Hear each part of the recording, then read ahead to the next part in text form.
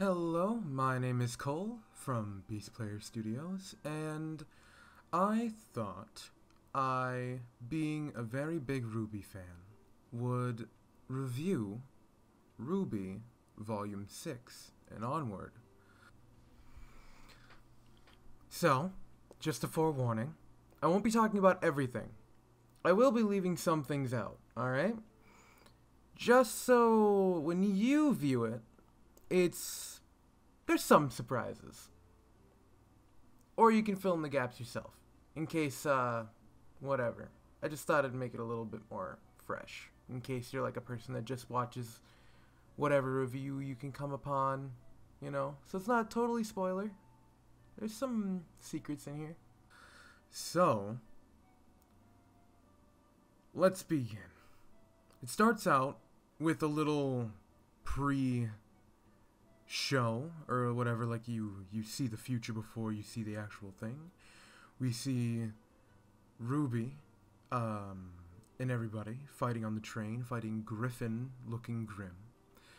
To be honest, I love the look of the setting. It looks very beautiful, especially if you have it on like the highest quality.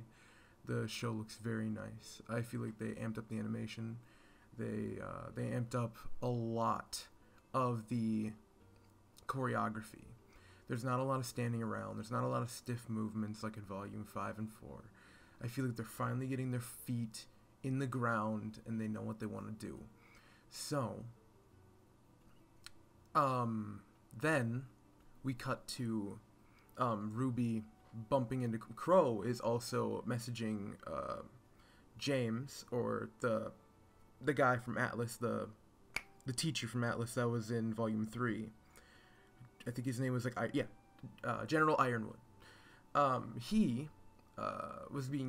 Crow was writing a letter to him saying that there's trouble coming his way, and some shit's about to go down pretty much.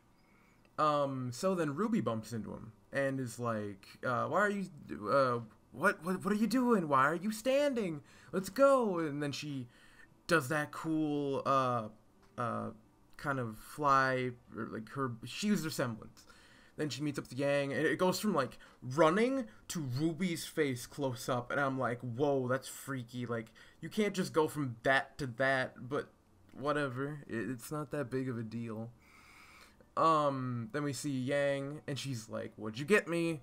And Weiss is like, we're wasting our time. And then two dudes walk up, and they're obviously fodder. It's not like they're gonna be important. I don't even remember their names.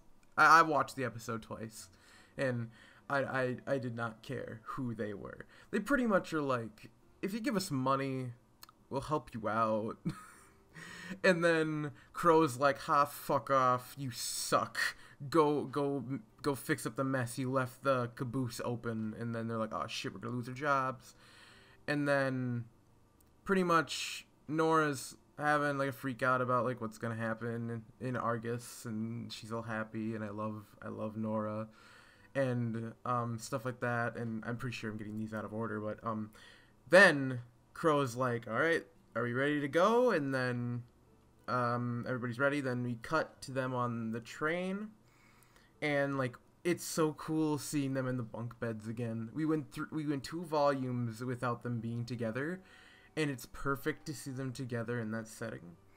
I really like that Yang or Blake, and Blake had the book in her hand and everything, and it was really cute. Rwby was playing video games, and they didn't have to, but they had like the hood like draped down in front of Weiss, and she was like, ugh, stop. And that was a really good small moment, and I really liked it. Then a really weird moment, but I understand it, but I feel like they could have done it better. They were trying to show the awkwardness and how they aren't talking, and that I can understand, because a lot of shit went down, especially with Blake, and they're trying to work stuff out. Like in Volume 5, we had Yang pretty much say that she didn't care about Blake anymore. That was a far gone conclusion for her. Like, she could, yeah, whatever. So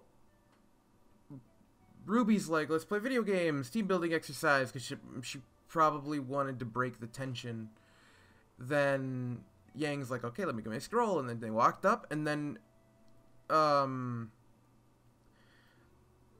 Blake walks up and grabs the duffel bag, and she's like, let me help you. And I don't know why Yang, like, I feel like the tension in the air probably finally broke her, but, like, I'm like, I don't know. I'm kind of, like, I thought it was a weird moment. I don't know why. I get what they were trying to do. Like, establish that everything's okay, and they just need to get back to normal, and it's going to take them a bit. I get that, but, like, it was a weird thing to do it with. I feel like it would have been better if, like, maybe you had, like, Rwby try to start conversation, and it not working, and then maybe Yang pops in. Okay. I'm going to try to articulate myself better, because I don't have a script or anything. So, maybe they want to show that Blake is guilty for what she did to Yang with the arm. I hope we get more on that, and I hope they do it very nice, and I hope they treat it with a lot of respect, because this is kind of a serious situation. But it seems like Yang's taking it with stride, like, she's not having any issues or anything. It's like back to normal, back to square one. I'd like to see, I'll talk about this later. Okay, so they do the bag, and then Crow walks in, she's like, what's up? And then Ruby's like, you want to play video games? And then Crow's like, I'll kick your butt, and then the shakes, and then his martini drops, and he's like, ah, fuck. And then, they figure out what's going on. There's Grim attacking. Rwby, Crow, Weiss, Yang, and Blake all go up top to fight. And then Oscar is looking out the window, and he sees a Grim fly right past his window, and then he bumps into John, and they're like, what's up? And fucking, it was kind of nice. But then they go up, they all start fighting. Then that dude, or I love the scene with Nora. She's like, why is something always happening? By the way, I missed this. Crow said, like, I think Blake's is just my luck, and then Crow's like, it's not yours. I love that. That's amazing. Because the whole time Crow's always paranoid that everything's his fault because of his semblance, but I just think that's really interesting how he's always kind of like on point with how much his semblance kind of sucks. But we get on top of the train, they start fighting, and it looks amazing. The fighting, especially with Oscar, I don't know why, but they really make Oscar kind of look cool. He doesn't really do much. I don't think he ever gets a kill. I think Rwby was actually like the MVP of this episode. I think she killed the most. Yeah, Rwby was fucking badass. Which, if you want to know, Rwby is my favorite character. A lot of people don't know why. I'll get into that, though, in maybe a different video. So, they get on the train, they're fighting. Oscar, Jean, and Team Juniper without the P, goes up, and they fight for a little bit. Then the one dude that was at the train that was pretty much bribing them for like better protection and wanted a tip, quote unquote, runs away and turns on the armor and the turrets, which makes the people in the car really nervous, which attracts more Grim, which is really bad. And Crow realizes this, and Oscar walks up and he's like, what can I do to help? And he's like, tell that fucking idiot to turn off the turrets. It's bad. And he goes, and the dude's like, fuck off, it's working, we want more dead, right? And like, no, the more emotion that happens, the more bad shit happens. And then the Grim start flying up, and Oscar's like, tunnel! And then he goes down, and then the dude who turned on the turrets fucking gets his arm, like, probably busted up. Then we cut to them on the train, and he's all busted up. John heals it. Or, no, it's like Crow gets in his face, and he's like, why the fuck did you do this? Why didn't you shut off the turrets? Why didn't you listen to me? Then Rwby had a nice moment where she kind of put Oh, I wanna bring something up. I'm very scatterbrained. I'm sorry, because there's a lot to talk about. Rwby had a moment where Blake said, "Rwby, what's the plan?" And I was expecting Rwby to take full charge. I was expecting her to be very, like, more leader-like, or at least fumble being a leader. Like, I would have liked to see that, like, her saying maybe something stupid, and she's like, "I'm not used to being a leader. It hasn't happened for a long time," or something like that. But no, we got, "Don't let anyone else get killed." And I don't know. I feel like that's a really lazy thing for Rwby to say.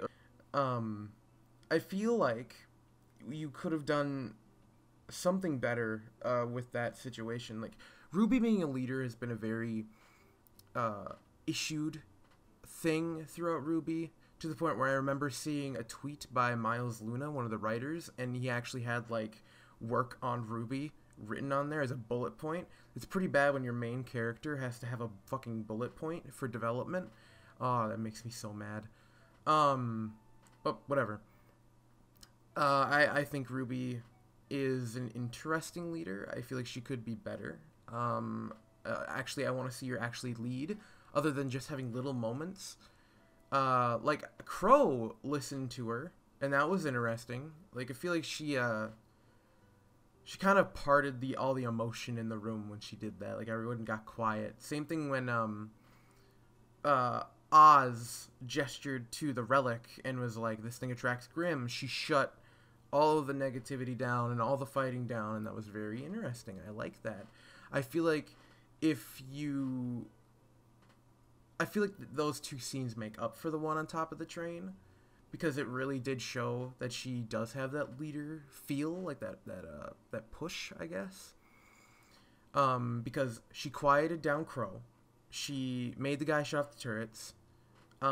She pretty much formulated everybody to think pretty much clearly, and then they decided that John, Nora, and Ren are going to stay on the other train with the people, and Ren is going to use a semblance with John to mask their emotions so the Griffins don't follow them. Team Rwby, Crow, and Oscar are going to stay on the back train that they're going to cut off, and they're going to fight off the Grimm, so they can have, like, a diversion. So they do that. They get on top of the train, they fight, and the best fucking scene ever happens. My two favorite characters are Rwby and Crow. I really like them. Their personalities are opposite, but they're very alike in ways. I really, really like them. And to see that team attack with the giant Grimm, where it's like circling, where Yang and Blake team up and they circle around the whip thing and put it into the train, and then Rwby or Weiss blasts off the wings, and then Rwby and Crow like get ready and they flip it through the air and then cut it in the middle. That was so cool. I really, really, really want to see Rwby and Crow have more team attacks or like team moments, because I want to see them work together, because it's really rare that you see two scythe users in shows. It's usually you have that one edgy character that is a scythe, and plus these two characters, that like Rwby, that's her teacher. Crow taught her how to use a scythe, and it's really cool to see her almost be as skilled as Crow. It's really awesome. So then they kill the guy. Then before he dies, he shoots out a fireball. Weiss could have used her glyphs to stop that, but her priorities are her team. So she used her glyphs, used the gravity ones to hold them all onto the train so they don't fall off, and then they crash. And then the Crow's like, "Everybody okay?" And then an old lady's like, "Still alive!" And little Katara Yoda looking girl, old lady, walks up. And then that's the end of the episode. So I absolutely loved this episode. It was very well paced. It was well written. I loved the choreography. It was very flashy. It was very nice. To be honest, I wish what was I gonna say? Damn it. I totally lost my train of thought. I wish we would have had more talk between the team, Team Rwby. That would have been. I really wanted that. That's something I'm very hungry for. I'm pretty sure we're gonna get that later, because we haven't seen these four interact in forever, like as best buddies. Like we don't like. I remember one of my favorite moments was when they decorated the room and when they made the bunk beds for more room. That was amazing.